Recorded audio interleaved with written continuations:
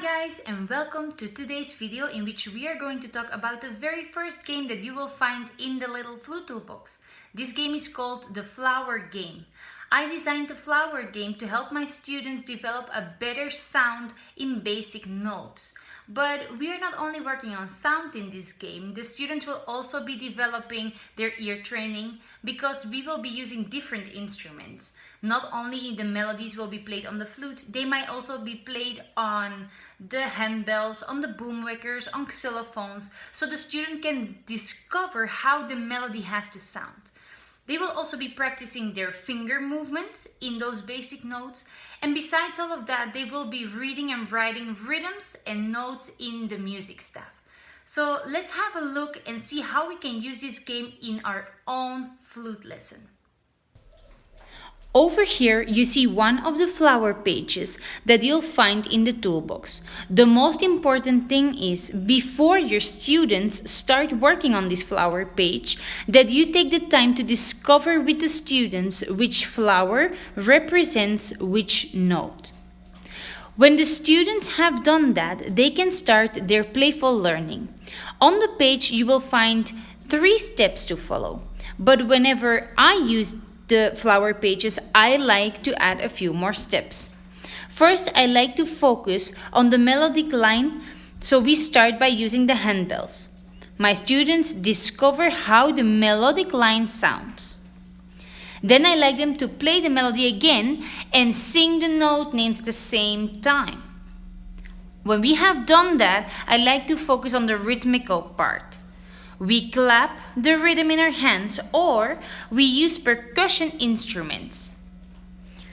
When practiced the melodic line and the rhythmical line, we go back to the flower page in which we then write down the notes and the rhythms on the music staff.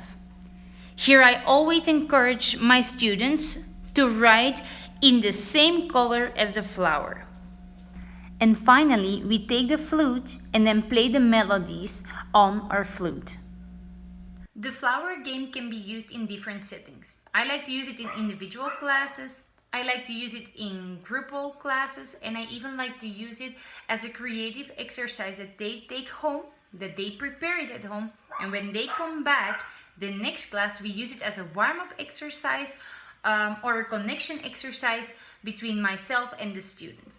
In case you use it as an individual exercise, whenever I do it as an individual exercise, I try to team up with my student and I try to as a team figure out which melodies we have to discover in this game.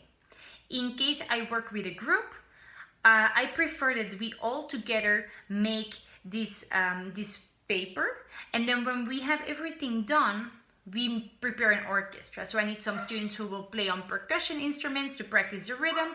Then maybe I need a few who can play on the melodic instruments to hear the melody. And maybe I have 1 or 2 solists who played on their flute. In case you want to give it as a creative exercise home, so they prepare it and you would work on it in the next class, it is really important that you take the time to discover with your students which flower represents which note. Because whenever they figure this out, this gets much easier to work individual. If they don't do this with you and they make a mistake here, then everything is wrong. So it's important to take the time as a teacher to explain how it works and to discover which 3 notes they are going to work on. Now I hope you liked this video, and I hope to see you in the next one in which we're going to discuss another game. See you, bye!